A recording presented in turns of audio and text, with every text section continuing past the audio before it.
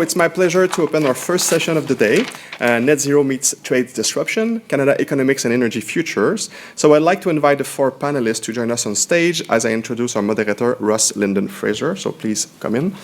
Russ is research lead at... please go and sit while I'm presenting you guys. So Russ is research lead at 440 megatons. His work focuses on carbon pricing, industrial decarbonization, and the policy process. He previously worked at the Library of Parliament and with the United Nations Development Program. He holds an MSc in International Relations from the London Schools of Economics. So please join me in welcoming Russ Lyndon Fraser to lead this first session.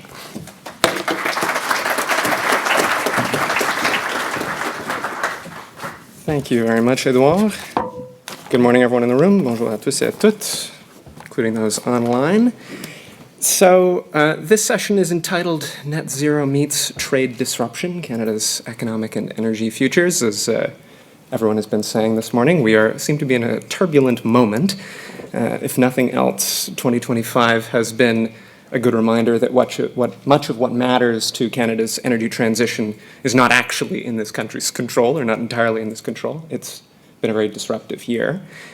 And the question behind this session is, how can modeling help us understand not only the context, but the response to these turbulent times? Whether it's thinking about the evolving role of green industrial policy, whether it's thinking about the uses and misuses of modeling, whether it's thinking about the role of energy productivity. Those are some of the questions that our panelists are going to speak to.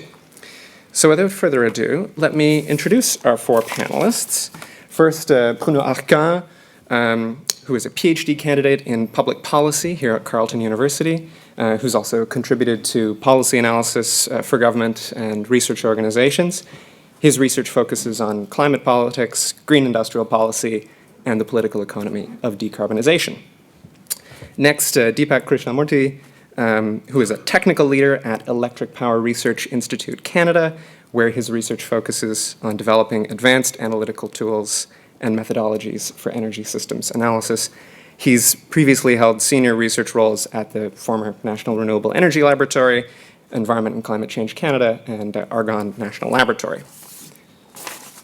Third, Michael Wolonets, who is a partner and senior consultant at Navius Research, where he's been the lead techno-economic modeler since 2008, responsible for designing and executing energy and climate policy forecasting analyses using their quantitative models. And last but not least, Joanne Whitmore, who is senior researcher at HEC Montréal, their chair in energy sector management. Joanne has 20 years of expertise in analyzing energy transition and decarbonization policies with a focus on the application of circular economy strategies to achieve those goals. So our panelists are going to come up and each one will give a presentation and then we will turn to a brief discussion and audience questions. Bruno, please come and deliver your presentation.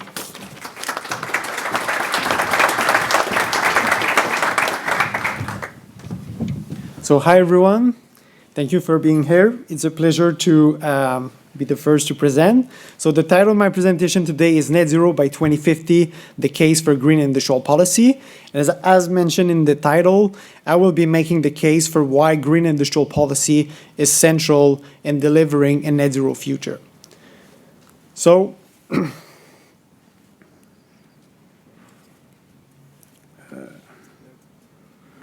okay, yeah.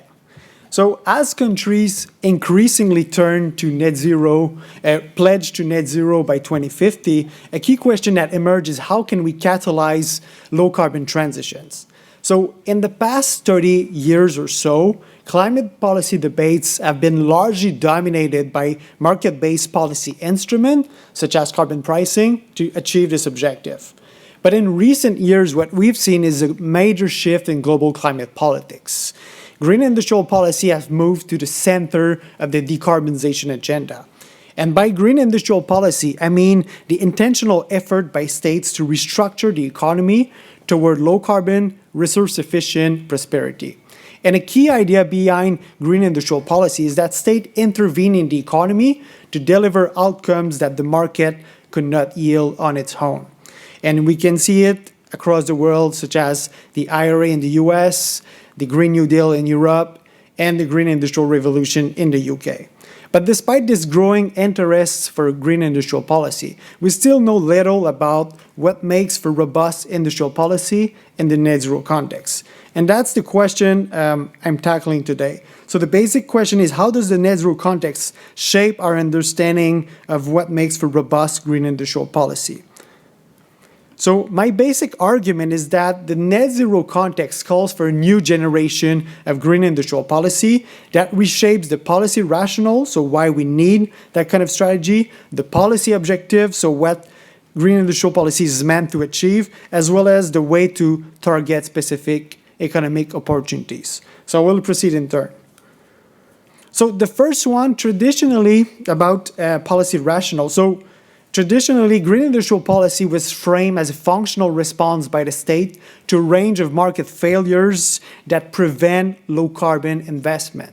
And in that frame, green industrial policy was often seen as a second-best or third-best option compared to alternatives such as carbon pricing or flexible regulations to reduce emissions. But to really understand green industrial policy now in the net zero context, we have to see it as a geoeconomic tool.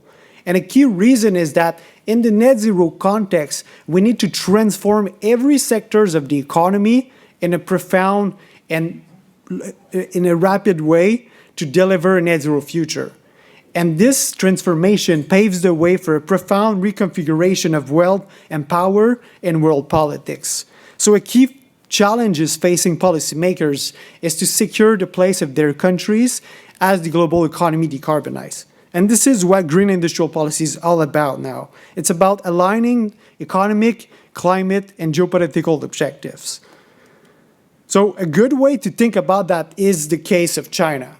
So simply put, since the 1990s, China saw in the energy transition an opportunity, not a cost on the economy, to become the superpower of the 21st century. And to achieve that, they developed a range of green industrial policies targeting low-carbon technologies such as solar, electric vehicles, critical minerals, and so on. And what we are seeing here on the figure is basically China dominating nearly all key low-carbon supply chain.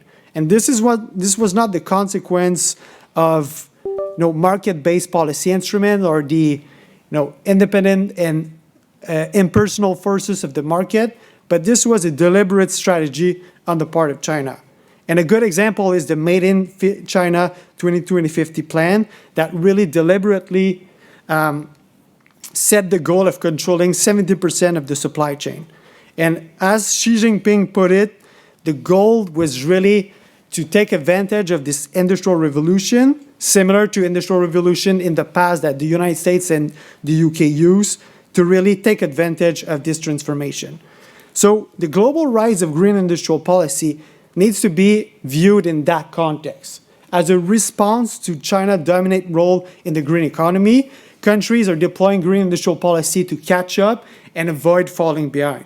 So the figure here is from Meckling, a paper in Nature, and essentially what it showed is that there's a massive rise in the type of policy instruments that states are using to shape low-carbon supply chain. So export policy, import policy, FDI policy, subsidy, and so on. And the basic idea here is that low-carbon supply chains are increasingly shaped by state-led industrial strategy rather than market-led approach. So the key implication for policymakers now is clear.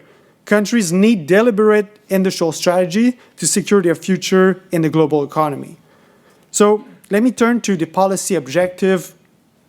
So often when we think about green industrial policy, we think about making bets in different technologies. And obviously, minimizing the risk is important. But what we are starting to see in the net zero context is that politics has emerged as the central bottleneck to deep decarbonization. And one way to think about it is to compare the technological maturity of different technologies with the political obstacles they're facing. So here on the figure, the green bar is essentially technologies that are really ready for deployment, and the orange and yellow bar are those more in development, so demonstration or prototype. And if we take the case of Canada, what we see is that the technologies that are ready for deployment, such as renewables or electric vehicles, are the ones that are facing the biggest political challenges. So think about the tariffs on Chinese EVs that are protecting the automotive sector in Canada because of fear of falling behind China, or the Alberta putting barriers to the deployment of renewables in electricity. And on the other hand, what we are seeing is that technologies that are less mature and more costly, such as CCS, hydrogen, are politically easier to do. So the key implication that flows from that is that politics is really the main objective that green industrial policy needs to address to catalyze low-carbon transition. So that leads to a paradox in a way, because for people that have followed the industrial policy debate for a long time, the typical argument against industrial policy was precisely politics. And one way to think about it, so the figure on the left, the policy feedback, was that industrial policy creates special interests that lobby for more government support, and that type of vicious circle was seen as a downside because it leads to economic inefficiencies and corruption. But in the net zero context, that logic flips on its head. Green industrial policy, by creating low-carbon industries, can create low-carbon constituencies such as industries, workers or regions that have a stake in the energy transition. And that can be used to promote more decarbonization policy and counterbalance the political power of fossil fuel interests. So on the right, that's a kind of a simplified illustration of how green industrial policy can help tilt the balance of power in favor of low-carbon industries.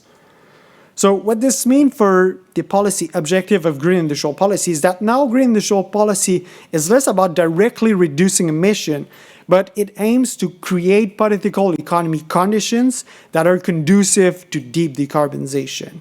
So a key implication that flows from that is that we really need to think about climate policy as a policy sequencing approach. So essentially starting with green industrial policy and then introducing more stringent climate policy. So again, here's a very simplified feedback loop in climate policy. So the first one represents these green industrial policy that ease climate politics by building low-carbon industries and momentum for decarbonization, and that opens space for more stringent climate policy. So for modeling, it also means that we need to think about climate policy not as independent variables, but really as interdependent, and really to think about how we can really align those green industrial policy with different types of climate instruments. So that brings me to my third point about policy targeting. So the conventional view about green industrial policy is that government knows too little about market to allocate capital efficiently. And that was often summarized by the formula, government cannot pick winners.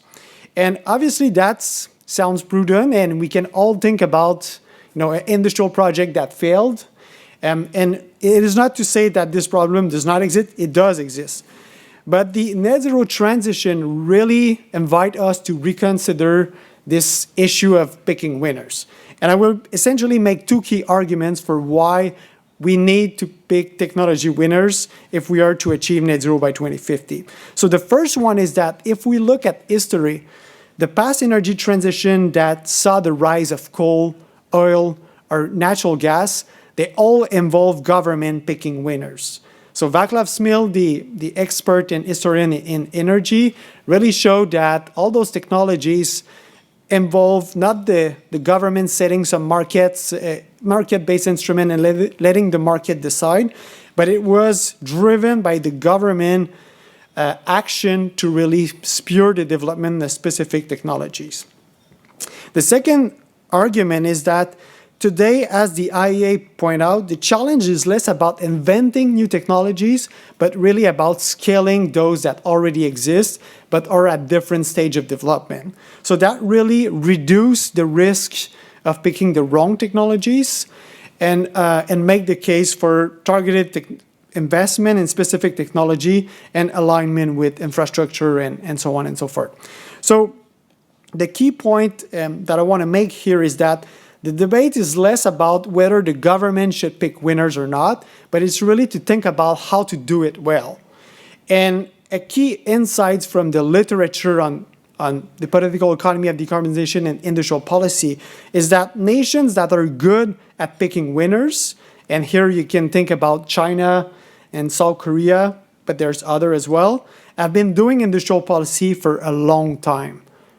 And one implication from that is that state capacity is not a given. It can be built and it can be eroded. So we need to think about it in a more dynamic fashion rather than in a static one. A second implication is that high-quality information is central for guiding state intervention.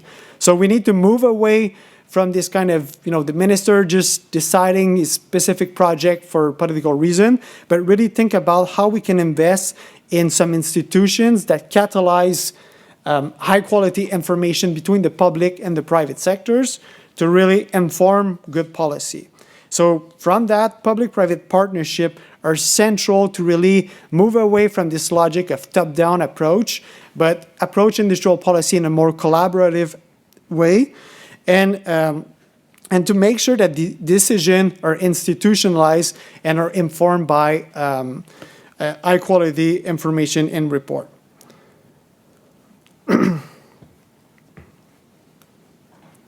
So to conclude, I want to conclude with 3 key takeaways.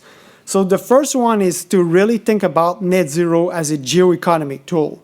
So green industrial policy is needed to secure the place of countries as we move toward a global green economy. So we really need to move away from this to merely focus on reducing emissions cost effectively, but to really think about how can we ensure the prosperity and the national security of a nation as we move toward net zero trajectory. And that is a very different mindset. And so for modeling, one implication is that the location of low carbon supply chain matter greatly. It's not just about growing the size of the low carbon stock, technological stock, and shrinking the fossil fuel one. Obviously, it's important, but we really need to think about the location. So in other words, what Canada will produce in a net zero future, how are we going to replace the declining sectors such as oil and gas? These are central, and we need to think more about the location of supply chain. The second one is that climate politics is, in a way, the constraint to deep decarbonization. So green industrial policy should be less about delivering directly emission reduction, but really easing climate politics by creating conditions in the political economy that are conducive to deep decarbonization. And here, creating low-carbon industries is viewed as central in the literature to achieve that. And the third one is really to resist this kind of easy critique against government intervention in the economy, that government cannot pick winners. Obviously, it's difficult and it needs to do well, but we need to think more in a dynamic fashion about that and think about how we can invest in institutions to create that capacity for government to pick winners effectively. And here we can learn from other countries that are doing well, how we can adopt and import some of those strategies. So I will end with, for Canada, the question is whether we will shape the net zero transition intentionally by deploying green industrial policy, or we will let the others do so on our behalf. So thank you very much, and I look forward for the discussion.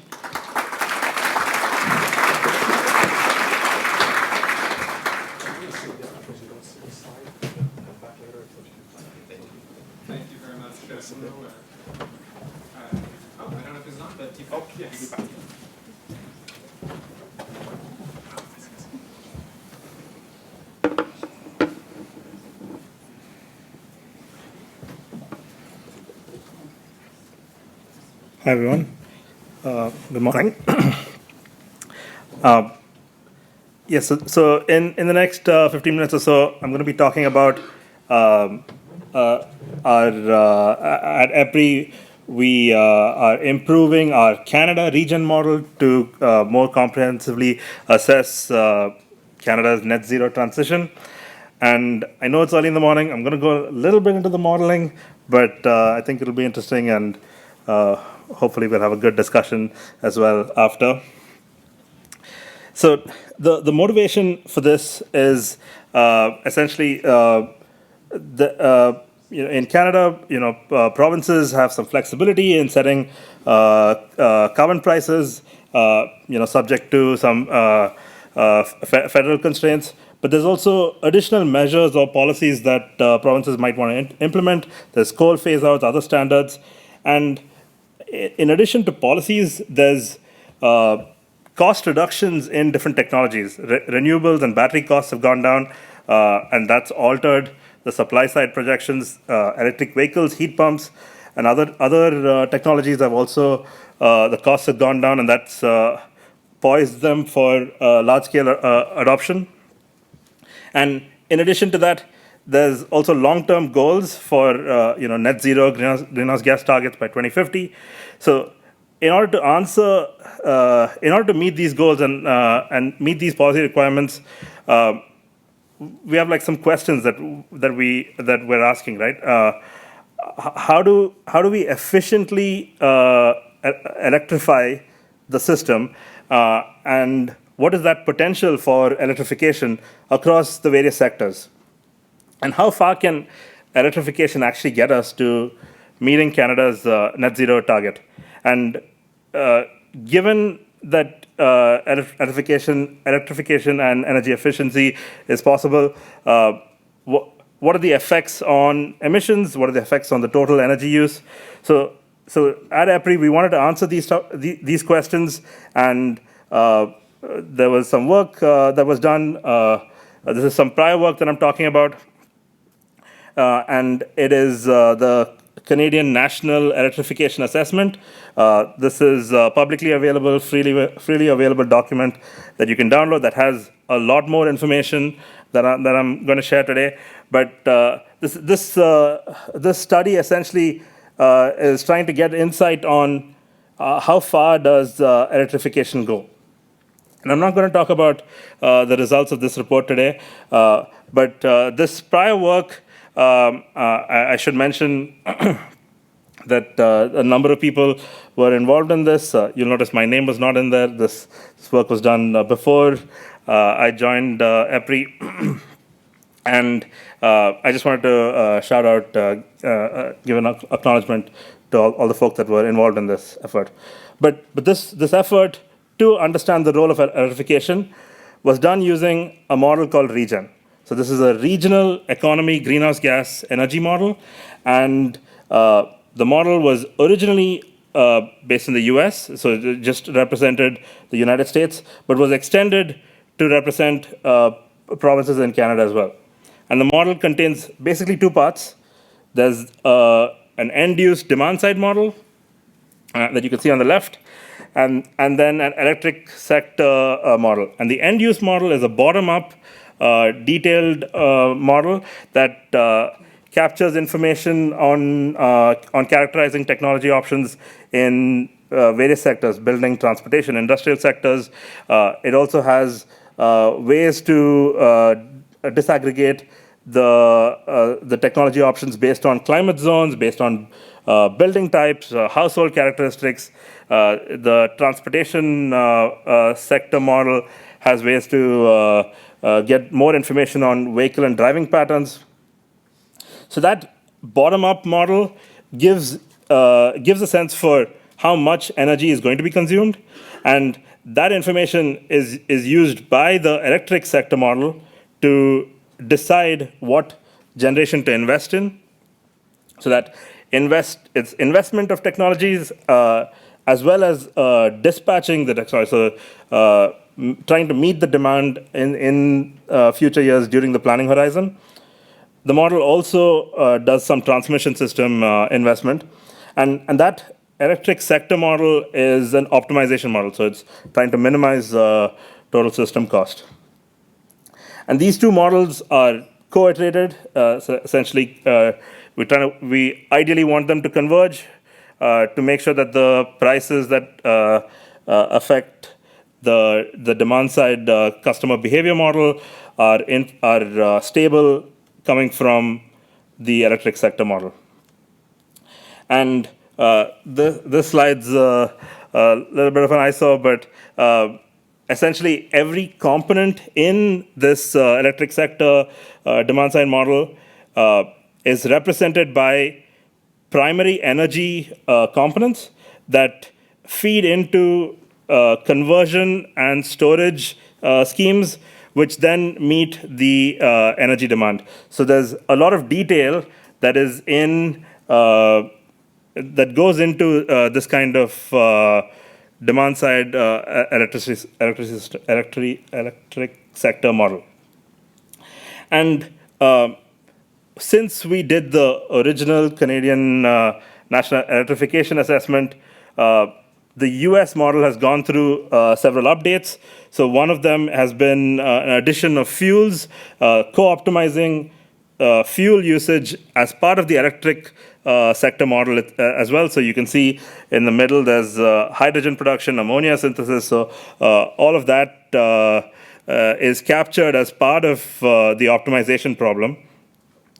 And in the Canadian Electrification Assessment, there was a baseline scenario that was taken into consideration where it was all of the policies that were implemented at that point in time. There was an extended policies scenario that took into consideration carbon prices that were escalating at a 5% rate annually after 2030, and additionally a net zero case where it was an economy-wide carbon price that was to meet the 2050 target. The one thing I'll say here is, I guess, the assessment essentially was showing that as in the baseline, electrification was providing a lot of value, but just the policies that were implemented weren't enough to get to net zero at the end of the planning horizon, and we had to use additional measures and then rely on carbon removal tax, essentially, to get to net zero by 2050. And yeah, so this is some more information on the level of detail that went into the end-use model. So there were three sectors: the transportation, buildings, and industry sector. And there was additional detail in the electric vehicle, the light-duty vehicles. Additional detail in space heating and cooling that was based on household characteristics, based on climate zones. So a lot of information that went into building out the end-use model over there. I'm assuming the slides will be distributed later, so I have a slide in here to show where the model input data comes from. So we have data that comes from various sources in the US, as well as various Canadian sources. We also have subject matter expertise at EPRI that did some validation on this data, and that all fed into the end-use model and the electricity sector model, and again, those were iterated to converge. So I mentioned that the US model was expanded to include the Canadian provinces. So you can see here there's 23 different regions that were taken into consideration in this model. And this is already starting to become like a computationally demanding problem. And so there were a couple of things that were implemented after this assessment was done in the US model. That was aggregation, essentially. So the two kinds of aggregation that I'm just going to talk about briefly here is aggregation of generation units. So there were blocks of generation that were bundled together that had similar heat rates, so they would behave similarly in like a optimization market problem, as well as temporal aggregation. So typically, you can solve a dispatch problem for 8760 hours of a year, but there was an approach that is now implemented in the model where based on the solar data, wind data, load data, you can form this three-dimensional space of all the points, all valid potential points, and pick what the extreme points are and add that into your sampled data. And you can use that extreme points to then solve the problem so that you capture all these extreme conditions. In addition to that, the algorithm also would take into consideration some of the points inside, so it would cluster the points to get like representative hours. And these were all weighted to still maintain consistency with the 8760 formulation. All of that is to say, there's lots of information, lots of detail in like novel aggregation methods that were added to the US model. There's also capital cost information, in fixed cost, variable cost information that were updated based on more recent data. So this is just a chart to show what that looks like going into the future. And so we're now in the process of bringing all of those kind of changes into the Canadian model. So previously, the Canadian National Electricity Assessment didn't have a fuels model. So now we're adding that fuels model into the electric sector model as a co-optimization problem, updating the algorithms for aggregation, updating the data sources, and this process we're going to be doing over the next couple of years, and we'll eventually make the model open source. We'll have some dashboards as well for visualizing the data and getting more information. So that's essentially our process for extending our Canadian region model to evaluate a Canadian net zero targets. And like I mentioned, this is going to be open source. If anyone's interested in talking about this, feel free to reach out to me afterwards. Thank you.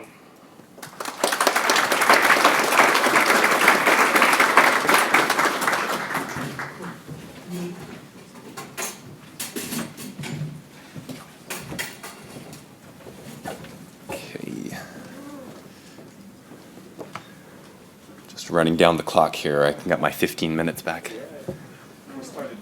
Okay, thank you. I could do the 2-minute version. Okay, thank you very much, everyone, for having me here, letting me speak to you, aux collègues francophones. Merci de m'écouter en anglais. I do not take that for granted. So I'm Michael Wollinitz. I am with Navius Research, and we are a Vancouver-based consultancy, and we specialize in forecasting the impact of climate and energy policy on energy consumption, greenhouse gas emissions, and the economy at large. And today, I'm not going to be talking about some shiny new analysis that we've done. I can get very technical very fast, but instead, I've been invited to speak at a much higher level, which is really fun, I think. And I will be talking about what technological general equilibrium models can and can't do for energy planning, greenhouse gas emissions planning in Canada. So saying I won't get technical, I will start with a fairly technical figure. First of all, our model is GTEC IESD, and this is what you can think of as a technological CGE model. So what does that mean? GTEC is a computable general equilibrium model. That's on the GTEC side of this figure. And it has a very high resolution representation of the economy, as in the sectors, how they relate to each other in terms of the inputs and outputs they produce. But within that, there is a detailed representation of technology. And that interacts with the IESD portion of our model. That is a high resolution representation of the electricity sector, which optimizes system cost in every hour of the snapshot year that we are simulating. And with this, we find it to be a very powerful tool for assessing what policy can do to reduce greenhouse gas emissions and how that affects the economy. So the strength is that it describes what may happen. Describes, that's an important part, as a function of our understanding of technology, markets, policy, and regional and economic structure. So we have an explicit representation of current and emerging technologies and fuels. We have over 100 energy end uses represented in the model, with over 400 technology archetypes, where we simulate the choice of what technologies and fuels people will use in order to satisfy their energy needs. We model 8,760 consecutive hours in our snapshot year to get a good resolution of how variation in load and renewable energy availability affects the energy system. And this means we're not locked into past relationships between energy consumption, economic activity, and energy and greenhouse gas emissions. All of this exists within a computable general equilibrium economic framework. We have over 100 sectors representing the interaction of sectors in terms of what they produce and what they consume. But because we have technological detail, we also show how technology choices affect that. Technologies can be characterized in terms of commodities that are required to supply them. So we can show the supply chain implications of, say, a switch to electric vehicles, and that will require a change of the commodities required for transportation. Because of this modeling framework, we can make an explicit representation of all policy types. So we can show the interaction of multiple market-based and technological regulatory policies. And this is really fundamentally necessary to show how the Canadian policy landscape will shape our future energy consumption, greenhouse gas emissions, how that in turn will affect our economy. So here we have the obligatory George Box quote. All models are wrong, but some are useful. I'm in the first panel, so I get to be the first one who said it. And if we put $1 into a box every time someone used this at a modeling conference, Navius would not need to sponsor the lunch here. So that's what we say he said, and that's more or less what he said. But a more nuanced quote is, ... I would say the modeler, he actually said the scientist, must be alert to what is importantly wrong with the model. And that's what I'm going to get into today. We love our model. We think it is the best. You may disagree, but there are definitely things that are importantly wrong with the model, and we are aware of those. So let's talk about it. What is the weakness of our approach? This is the same as the strength. It describes what may happen as a function of our understanding. I've emphasized something differently, of technology, markets, policy, and regional economic structure. So what does our model not tell us about? It doesn't tell us what greenhouse gas targets we should achieve or the cost of failure. It's not an optimization model. Those are useful too. It doesn't say what is the cost optimal path to get somewhere. It describes what may happen if we implement a certain policy or if we expect a certain cost reduction in a technology. It doesn't tell us anything about black swan events unless we can explicitly imagine them and describe what they might be. It does not necessarily give us any information about the effect of unforeseen technological or economic structural change. Again, we have to have some understanding of what that might be so that we can represent those possible pathways in the model. And finally, like any model, there are impacts that may occur below the level of disaggregation of either space or time or economic resolution. And these can be important. So first, greenhouse gas targets and the cost of action or inaction. As I said, a technological CGE model, it doesn't tell us what we should aspire to or what the impacts of inaction are. But there are the methodologies out there that can interact with this sort of model that can do that. Target setting, of course, is a separate exercise. We can bring in integrated assessment models. We can also bring in optimization models to help us think about what maybe we should be heading for. And of course, we can test the cost of impacts produced by other models. As an example, I'm showing you some work that the Canadian Climate Institute did. It was supported by technical work done by Navius Research. But within the context of a technological CGE model, we could actually look at the economic cost of expected climate damages in a number of different scenarios. So consequently, when using a technological CGE model, we need to be very careful about the choice of counterfactual. So it being really a neoclassical representation of the economy, it will almost always show that there is a cost to reducing greenhouse gas emissions relative to this fantasy world where we don't need to do anything. So really, what is current policy and when is business as usual an appropriate counterfactual? I'm getting to the point where I almost say never. What is most important is thinking about differences in costs that lead to the same outcome that we've accepted. So black swan events, and this ties in quite closely to the theme of this year's EMH. They are hard to predict by definition. Looking back on them, they sort of seem obvious that we would end up into a trade war. But that's an example of a highly disruptive, hard to predict event that we were not modeling in years prior. So really, when thinking about these black swan events, it's more useful to think about how they would affect the model. What are their touch points with the model? And a big one is commodity prices and technology costs. And in fact, while we weren't thinking about tariffs and trade wars, a few years ago, we were thinking about how these unpredictable geopolitical global events affected commodity prices and technology costs in the model. And this is the case for sensitivity analysis. We can study the impacts that matter with a technological CG model. We may not accurately predict what the event is that is going to cause these shocks to the model, but we can identify the shocks that are important with CG models. And as an example, the figure you're seeing here, that's IMF commodity price data, showing an index in orange of vegetable oil prices, which has been really pertinent to the price and cost of production of renewable diesel over the past few years, as well as battery-grade lithium, where price shocks following COVID and the invasion of Ukraine had a really material impact on the cost of key abatement technologies and fuels. What I would add, though, is while these geopolitical events are really important, the thing that really sends the model into a 90-degree or over a 180-degree turn is, in fact, political and policy volatility. And I think we should not underestimate the speed at which policy can be repealed or the slow pace of which policy may be developed. In terms of unforeseen technological or structural change, maybe unforeseen is the wrong word. Unforeseen might apply to a jack of all trades, a generalist such as myself. But essentially, the point I want to make here is that the model we have is a description of the energy economy system. And it is largely based on the energy economy system of the past, but we've tried to spice it up by adding a set of emerging technologies and sectors that we think are important. But by no means do we believe that we have all of them here. That being said, if we can describe it, if it's not just sort of like a general idea, if you can describe a sector in terms of what it produces, what it requires to make its production, we can describe it in the model. Likewise, if you can describe a technology in terms of how much energy it requires to provide a given energy service, we can describe that in the model. But we need appropriate bounds on the uncertainty. We need to be very mindful of hype cycles versus true transformational changes. We need to balance our pessimism with our optimism. Now, I have a few interesting anecdotes on that regard. I started in this career, like truly back in 2006 was when I was doing my master's study, and professionally in 2008.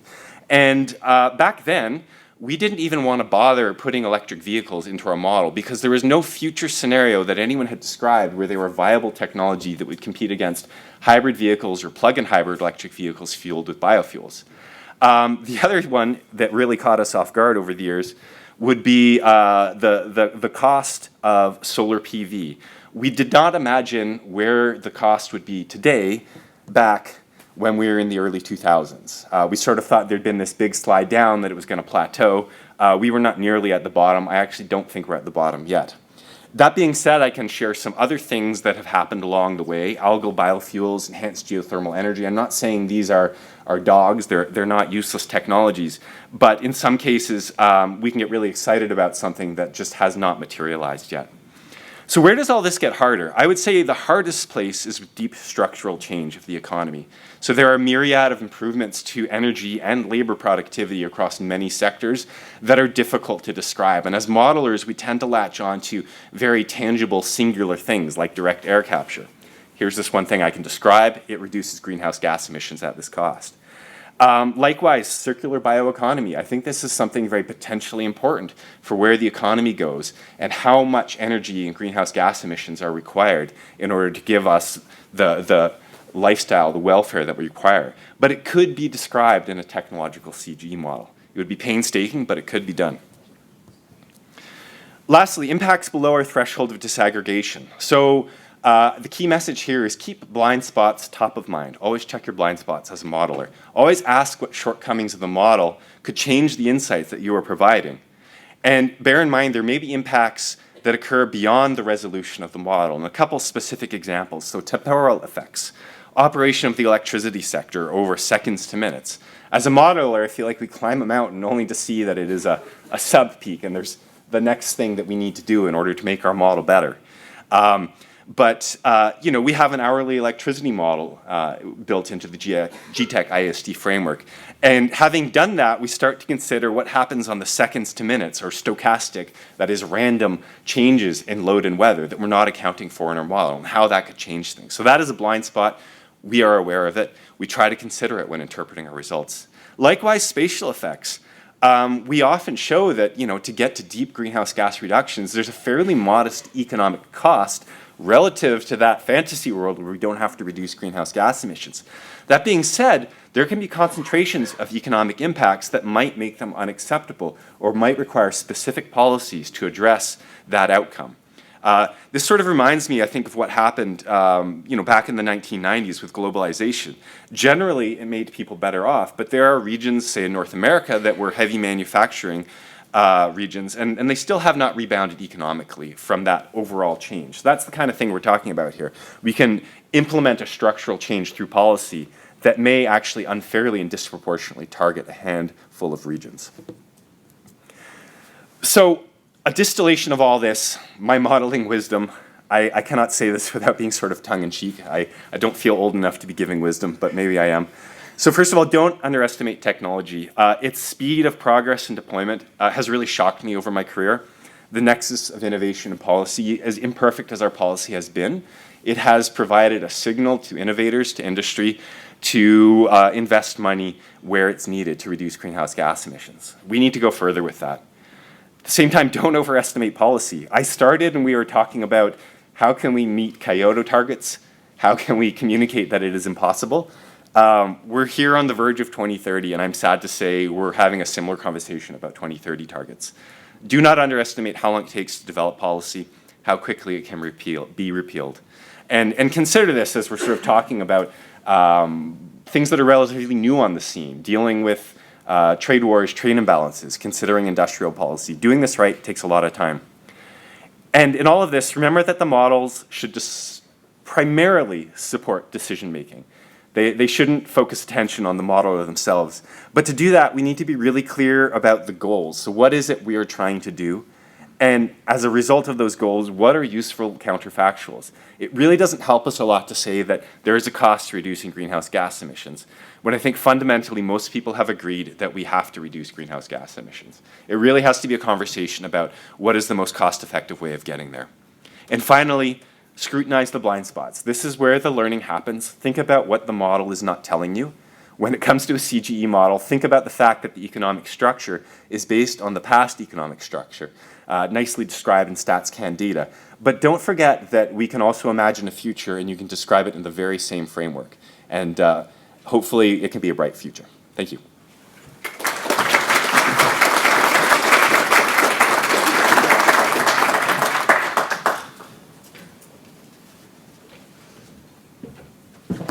Sorry, I wanted to see the PowerPoints. So thanks. It's actually a great segue what I'm going to be presenting today to what Michael was saying. Basically, why are we doing this, and what are actually the blind spots and indicators that we need to look at in order to start putting environmental performance with economical performance. So we did this study at the Chair of Energy Sector Management with my colleague Pierre-Olivier, which is here today, and Jacques Hervé, which is a consultant specialized on industrial decarbonization, in order to start thinking how can we sort of go over the constant barrage of inaction that we've been facing, at least for me, since the 20 years I've been working on these issues. And energy productivity was, sorry, it's just a green button? Yeah. Okay. Okay. So it was kind of trying to move away from the status quo and, what are we not doing that we need to do? And sometimes we talk about energy transition, but we don't understand or we forget why we're doing it. We're not transitioning energy for the fun of it. If we didn't have to, we would just stick with what already works because, as you can see, over the whole history of humanity, we've constantly been just adding new energies that are constantly being more dense, more energy performing, and they're extraordinary. They allow us to produce more. So since biomass, we went to coal, and then we went to oil and gas in the 1950s, and that's allowed us to do all kinds of wonderful things that our economy is using today. But the reality is that the transition we're doing today is that we actually are trying to avoid a climate catastrophe. So we're not trying to add new energy. We're just trying to make sure the bad stuff that the energy we've been using is not going to be perpetuated in order to have consequences to humanity. So the problem is that the energies that we need today are the ones that don't have as much density, don't have as much energy performance, and they tend to be intermittent. They have all kinds of different characteristics from natural gas, oil, or coal. And as you can see on the graph, that's the little green line on top. So our GDP has been flowing way up as long as we can consume that very high dense energy. But what we need to do in order to avoid the crisis of climate is to have more of that energy. And it's going to, that gap, that which I call the crazy gap, is what for me prevents me from having a good sleep at night, because I don't know how in 25 years we're going to be doing that. And so we can't just do it by switching energy. You're also going to have to consume differently, and sometimes that's what we forget. So just for me, the transition isn't an energy transition, it's an economic transition. It's how our model of economy from the take, make, waste industry, economic linear model hasn't been working. So the way we work today is that our starting point is to say which emerging energy or clean renewable energy and technology can solve the climate crisis without burdening the economy. And that's what we're seeing. That's why you have Canada that's like having MOUs that's dropping all kinds of regulation and engagement on climate. We're dropping tariffication because now we're in a crunch economically. And so, the environment becomes a bonus. And so what we have is that the economy is all-encompassing, and if you have the time, you can do environment. And the compromise that we've had is to bring this sort of view of sustainable development. That how many of you have learned that sustainable development is these 3 spheres, and your sweet spot for sustainable development is in the middle? This is what we still teach in HEC Montréal, for instance, or environmental class. But the real transition is basically towards what business model and economic constraints can align renewable energies and biophysical limits. That's what we need, is to rethink how we do models in order for it to fit with reality. So we're going towards that. It's not going to be easy, but when you go towards that, then the way you create wealth is to ensure that you have resource productivity. You can reduce the amount of energy that you need in order to create that wealth, and that you have more efficiency and optimization in order to make sure that your renewable energies can work with your economic modeling and your economy. So basically, energy productivity is a no-brainer. It's just how much wealth creation do you make per unit of energy. It's not very complicated. It's a bit like if you look at intensity, energy intensity, or GHG. It's at the macroeconomic level, you can look at GDP per gigawatts consumed, and then at the microeconomic level, so at the factory, plant, firm, project, you can look at what's the value produced. So if you produce beers, how many hectoliters per gigajoule. So what's the importance of this is that it basically starts making you aware of how much are you getting out of anything that you're consuming. It can be energy, but it could also be water, could also be resources. So why is it interesting, and why haven't we used this before? We do use productivity. We use it for labor, we use it for capital productivity, but we've rarely applied it to energy resources.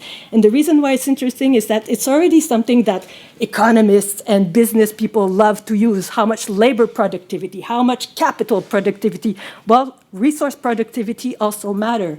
So why is that also useful? Well, it's that today, as everybody knows, we have the economic uncertainty with the US, there's the energy transition, and then there's a rising cost of energy. So in order to fit that, you can't just switch from diesel to hydrogen. You're going to need to optimize the resources that you use to reduce waste and remain competitive while creating wealth within the biophysical constraint. So that's kind of the new paradigm we need to understand and how we create it.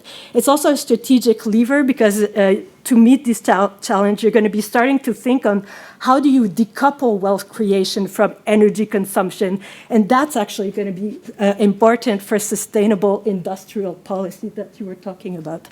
And also, it brings you closer towards a dual performance where you're going to align economic and environmental performance together. So companies and decision makers don't have to oppose them, because we're constantly in opposition of environment and economy. So that's just, and if you just look at GDP alone, of course the environment can be, actually you can destroy the environment and make your GDP go up. So it doesn't work.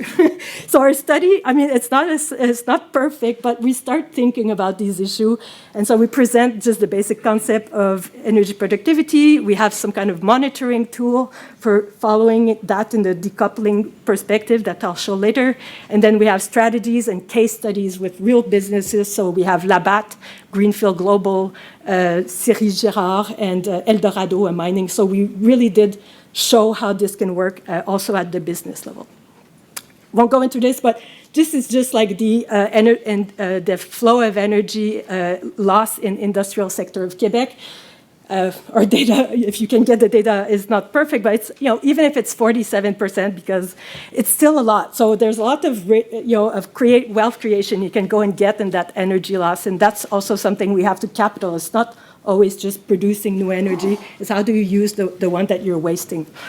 What's most important in any study that you do, and that's how I judge whether a study is good, is that you can say what's the limits of your study. So there's no single indicator that can capture overall progress. So this is not like perfect. It's a relative indicator, so it can cause rebound effects. So it's really important not to just look at energy productivity alone, because it can't necessarily guarantee a reduction in energy use of GHG. What's important is how you link it to the decoupling of value produced, so the dollars from the total energy consumption, or GHG. So I'll show you how that works, but that's the key. Otherwise, if you're just looking at it from alone, then you have the risk of actually worsening things, and we don't want to do that, even if it's a good intention. And you have to be aware that there's all kinds of factors that can influence, so the industrial profile of your country, the climate, whether it's cold, hot, whatever, energy costs, different regulation standards. So there's factors that can influence it. So the EP, in our report, we propose, it's a very basic, very soft, nothing like super technical that is being proposed here. But we just show how you can start thinking differently as a business or as a decision maker, or perhaps as a modeler as well, by offering 6 scenarios for visualizing the decoupling. So what we measure, or not measure, but what we look for is the risks of rebound effect that is being minimized, the economic impact, which you hope is positive, and then the impacts on energy transition, which you also want it to be positive. So it's to have that best ideal situation. And what's fun about this, it's really easy, so you don't have to be an energy person in a business can use it. It's very easy, and it can be applied at all kinds of scales. So project, plant, industrial sector, region, province, sector, it's all good. So these are just 2 sort of these scenarios.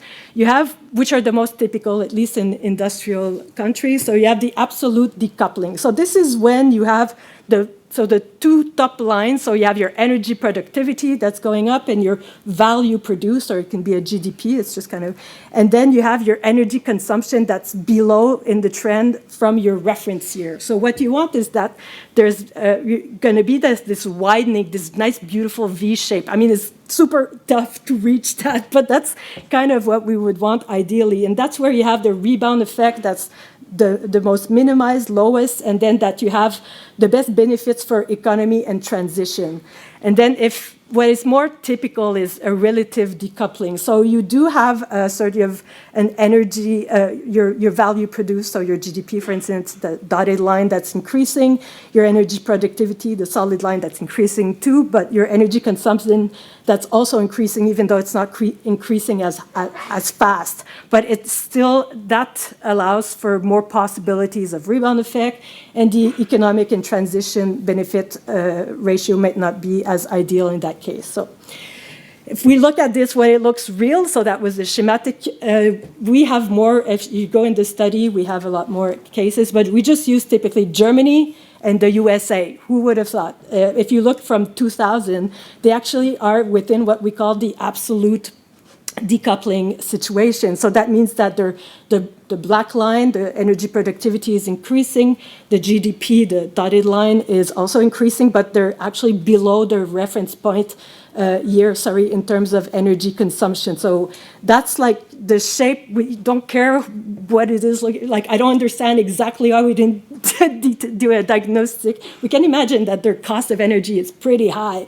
So that gives an incentive for them to be more optimal. But the US too, they're kind of the red line. So the energy consumption is kind of on the staying flat from the reference point, but it's still underneath from a few percentage. So it's not perfect, but it's better, than nothing. And then Canada, well, we have a very diverse country with all kinds of provinces with different industrial profiles. So we have more of a relative decoupling. So it's not bad, but by looking at that, then you can start asking yourself, how do we keep going towards that, energy productivity going up? And then we start having that red line going down. So it's just to help us think, what are the things? So when we look at provincial decoupling, we see actually Ontario, which is coming out in a positive way. I mean, it can vary through time, but from 2000 to 2023, so the red line, their energy consumption is actually negative. So that means they're doing some progress in terms of decoupling. Nova Scotia as well. Quebec is more like Canada. Even though we have clean energy, we're extremely not efficient with it. So we have the luxury to waste it. So the thing is, we need to start thinking how can we become more efficient. And then you have the Alberta, which is actually a negative decoupling. And that's because, well, they're really, with their oil and gas sector, it goes much more, their energy consumption goes up and their productivity is down. I don't have a lot of time, but this is just an example of the El Dorado. You can go and see it. So it can also be applied at the... So the takeaways is basically that we have to aim for decoupling growth from energy use and eventually all like water and everything. So what we want is to make more richness, but with less resources as we come. And for that, we need to adopt targets, establish benchmarking, tie subsidies to decoupling results. Make sure there's data disclosure, because without data, we have to take the word of the policymaker, the modeler.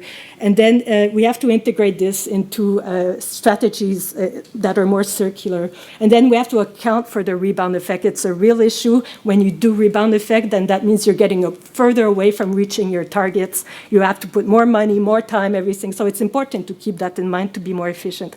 Finally, at the macroeconomic level, it's easy to integrate EP for business decision makers at the KPI level. So we want to move it from just energy at operational to decision making. So it has to be in the KPI and to have to monitor in that decoupling way.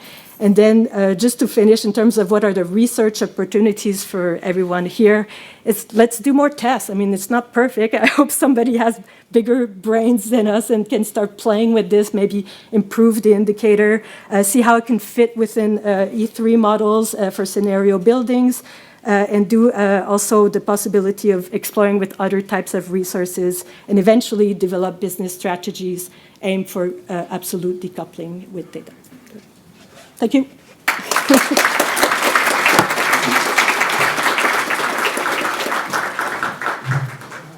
All right. Oh, fantastic. The microphones are working. Thanks, Edouard. Thank you again to all of our panelists, both for their presentations and for keeping so well to time. Thank you. You're making my life very easy. So for those of you in the room who are interested in asking questions, there's a microphone set up over there. Is it just the one, Edouard, or is there? Just the one. So if you're interested in asking a question, line up. I'm going to begin, as people are coming to the microphone, I'm going to start asking some questions of our panelists. Bruno, I'll start with you if you don't mind. In your presentation, you talked about these feedback loops that exist between policy and politics. And if we're thinking about green industrial policy, part of its job is to encourage sort of constructive feedback loops. Could you talk about some of the challenges you think that poses from a modeling perspective, and some of the possible solutions to those challenges or supplementary tools that you could use to think about how to encourage those feedback loops and their effects? That's a really good question. I mean, I'm not doing the modeling stuff, so I'm coming from a political science perspective. I guess the basic point I guess I want to make is that we need to start with the politics. So thinking about the political pathways that we can use to deliver deep decarbonization. And that means thinking about the opposition from the incumbents and what are the different strategies that we can mobilize to address those. And there's a lot of literature on that that we can harness.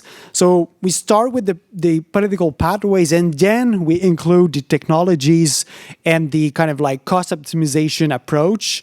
And I think that this kind of, that would means doing the opposite in a way of what we're doing. So now we tend to focus on cost-effective pathways, and then we leave to the policymakers how to deal with the politics.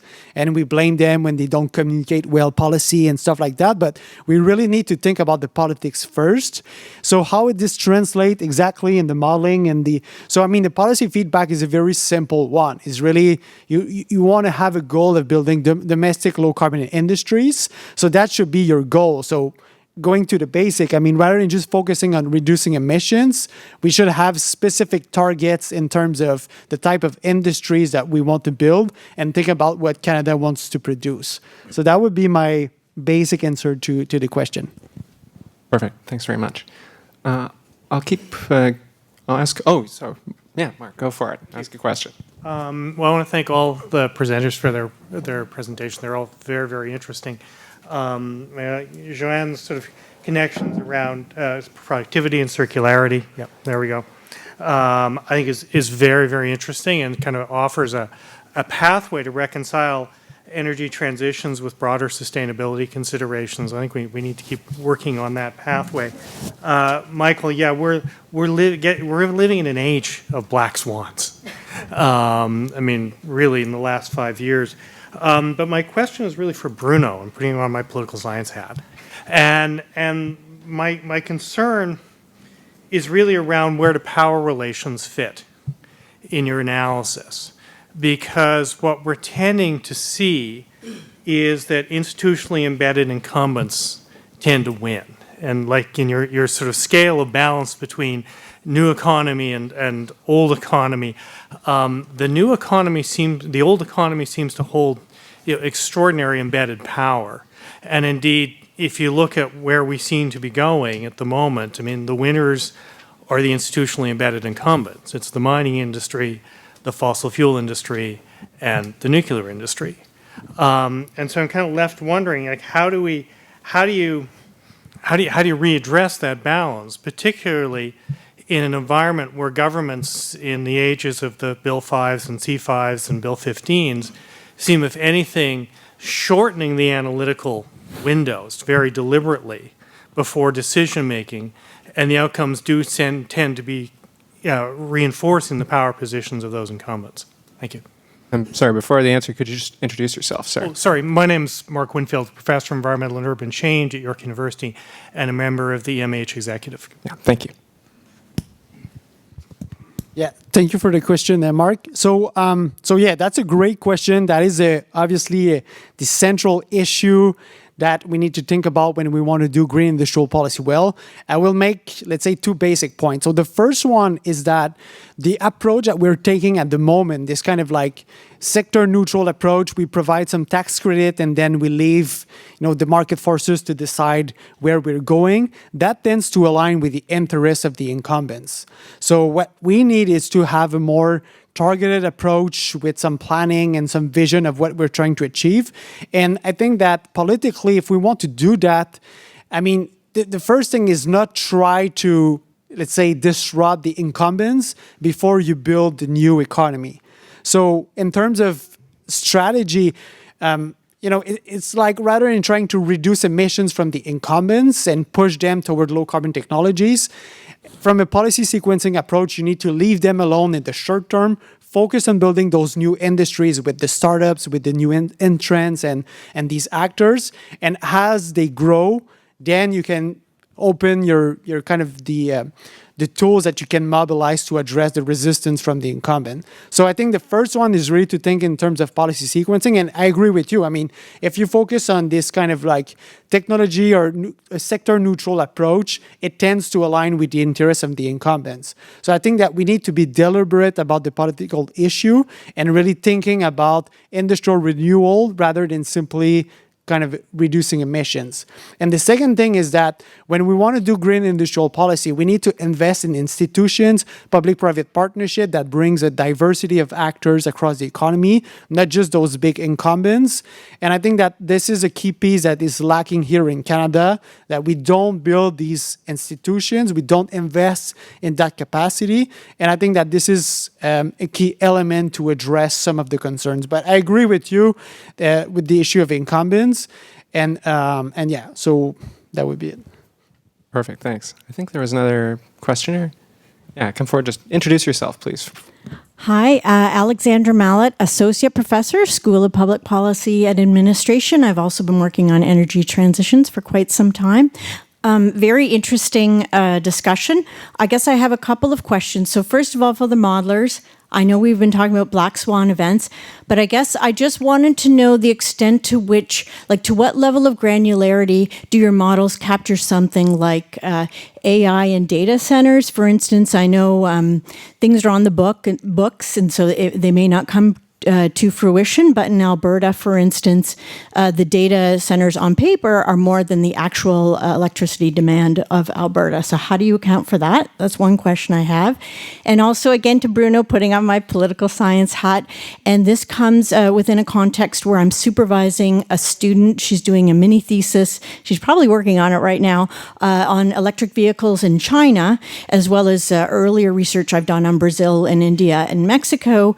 And basically, my question is, there is this idea that we're moving into an era of electrostates, and that China is really an electrostate producer, but that ship has sailed for Canada and lots of other countries. And so rather than, having this race to try and compete with China, what we really ought to be looking at, if we're really serious about climate change, is being an electricity consumer. Or are you saying that Canada should say, all right, you want to set up your battery plant in Canada, you have to make sure you have Canadian jobs, Canadian resources, put a lot of stipulations in there. Thanks. Thanks very much. Maybe we'll take the first part of the question then first. So Deepak or Michael, do you want to weigh in on data centers? Yeah, I think that's a great question. When I think about that question and break down that question into how I would capture it in modeling, I think that falls under uncertainty in the future, and this is just a problem with modeling uncertainty in general. It just gets very computationally demanding once you start taking like stochastics into consideration. We're projecting out into the future, and every variable that we project has some uncertainty associated with it.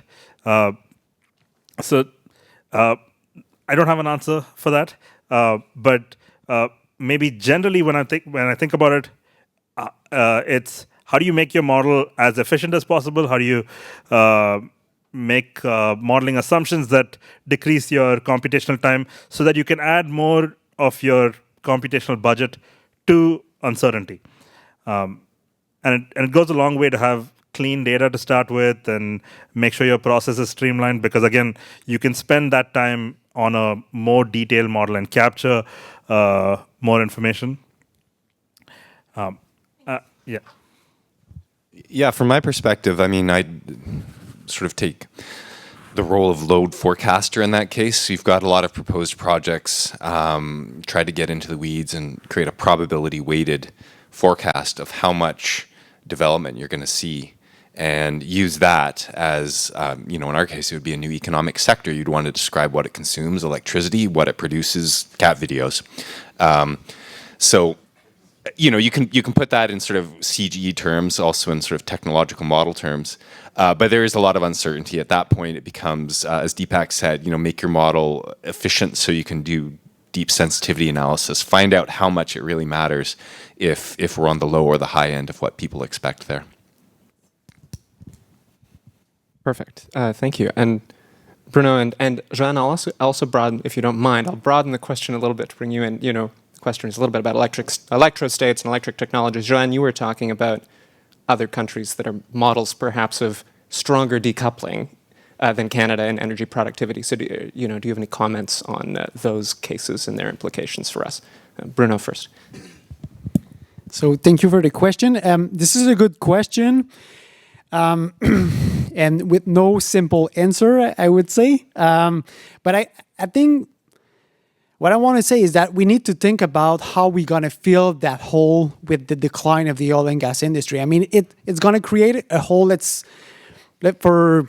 simplify about like $100 billion a hole just to keep our current living standard, not to increase it, just to maintain it.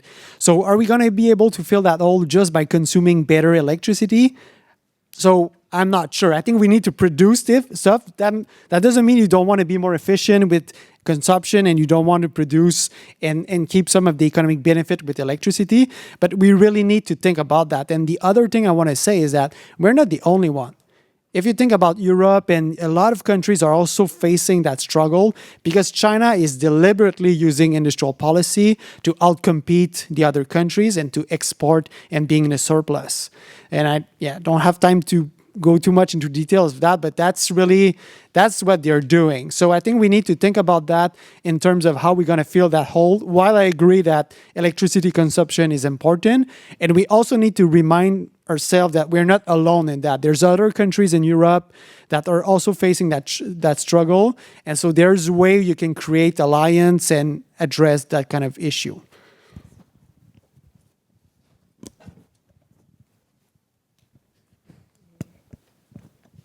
Is this working? Yes.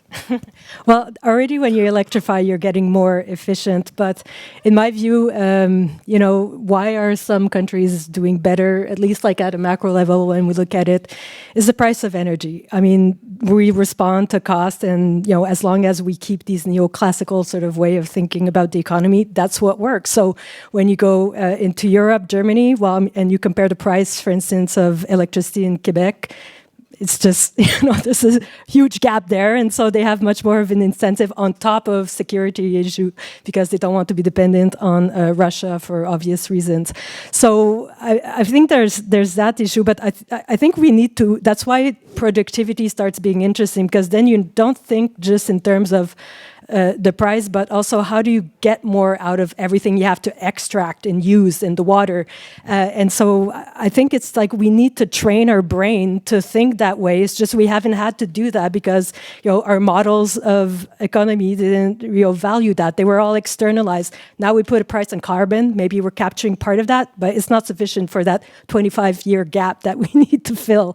And so it's really how do you produce more with less. And for me, it's like, it doesn't matter which energy you're consuming. We have to consume everything better. And even today, if we can't reach our targets because we can't electrify fast enough, then put a standard so you keep gas cars, but they consume 30% less. We already have the technologies in Europe. So why break your head and just make sure that you can get the less consumption of fuel now, and that will help us reduce our emissions. So we're kind of so fixated on technology, which we need. I'm not trying to dissuade that we forget the obvious thing of that we already have stuff that works, that's already being used elsewhere, that could just be improved or brought into our market. But I don't know, that's my logic as a scientist. Yeah, thanks, everyone. Thanks for the question. Sarah. Thanks all panelists for the presentations as well as for the facilitation. My question's initially for Bruno, but would be really keen on anybody else commenting as well. You mentioned one of the suggested solutions to allow government to more effectively pick winners is for more high quality information to be available to policymakers. I'm wondering if, one, from your point of view, but then also particularly since there's modelers on stage, if you have any, insights or hypotheses as to what, precisely kind of what high quality information is currently missing, and then perhaps for modelers to comment on how feasible it is to produce that, and any additional thoughts they have, and maybe particularly in the context of uncertainty, what high quality information as it relates to the uncertainty that we've been discussing. Thank you. Thanks. And your name? Sorry. Devin Azevedo, University of Victoria. Thanks. Thanks. So yeah, thank you for the question. So at a very high level, but happy to discuss in more details about how this works. And obviously one of the issue with industrial policy is that there's not like one recipe to do it well. It can take different forms, and institutionally, that's true as well. The basic point I want to make here is that you really need to think about, what Peter Evans called embedded autonomy. So essentially, you want to set a structure where the public and the private sector can work together, exchange information, co-create goals and strategies. And you want to do it in a way that public actors can learn from the private sector, but without being captured by them. And a key piece here, not the only one, but one is setting some intermediary organization that really brings together these actors, so public and private actors, but they need to be independent from the government. So they need to have this leeway so they can really inject expertise in the policymaking process, but without, being too close to the policymakers, and that doesn't just emerge as a communication strategy. And then, if we go into more details, you really need to think about how you're going to map the supply chain domestically and globally. And you need to do that on an ongoing basis. So as you develop your strategy, and you need to maintain that kind of structure along the way in the policy implementation phase to take into account those black swans and the events that emerge. So you align the strategy. So it's not just you do it one time, you have the information, and then you go with the policy. It's an ongoing and structured dialogue between the public and the private actors. So that would be my high-level response, but happy to dig more into the details. Someone want a minute? Jean, yeah, please. I think technically in Canada, we were supposed to have like a net zero advisory committee that was supposed to do that, but I'm not sure to what extent it's fulfilling perhaps that independent or having a sufficient. But what there is the UK Climate Change Committee, which has a legal mandate. It has funds, and it really goes look at every ministry how they have a carbon budget to make sure that they're achieving their target. So if there are models in my view that already exist that we could inspire. The thing, like what is being explained, is to depoliticize it, because climate change won't change based on the politics. It's going to happen whoever is in power, and so this, in my view, is a best practice we should look at. I'm actually going to reformulate the question a little bit for Deepak, because the question was partly about information gathering and sources of information. You've been going through this work of updating the model to bring it up to date for Canada. Could you talk a little bit about the process of gathering the data needed for that, and whether there are any challenges you've encountered in the Canadian context? Yeah, way too many challenges to discuss, but it is hard to get open data. Most of the data sources are confidential, or even if we do get data, it is sometimes hard to work with. You have to go through this whole cleaning process. I would say, we want high quality information, but in addition to that, I think it's also that we want to explore more scenarios quickly. Right now, it just takes way too long to get data, choose what scenarios you want to model, and then run the model. Like, imagine if it was much faster to do it. You'd explore a lot more, and you'd ideally, if you were able to still provide the same amount of detail, you'd be able to make more confident claims about whether one scenario is more better than the other. So I think that's a key piece, where if we got to that point where data was standardized, openly available, and integrated with modeling workflows, I think we could explore more cases more quickly. Yeah, thanks. And Michael, I'm going to adapt one of the questions from the Slido then for you. Someone on the Slido has asked, thinking about information, what does a good counterfactual entail? And the question I'd ask is what questions should people be asking of themselves or of their modelers to get the information they need to build a good counterfactual? Sure. Well, first of all, I would say a good counterfactual is going to measure itself against the same goal.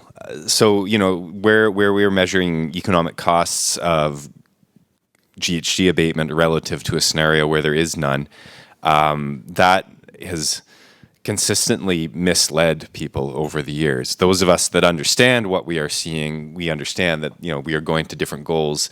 A model whose structure is largely based in the current or past economy is going to show that there's a cost of doing that.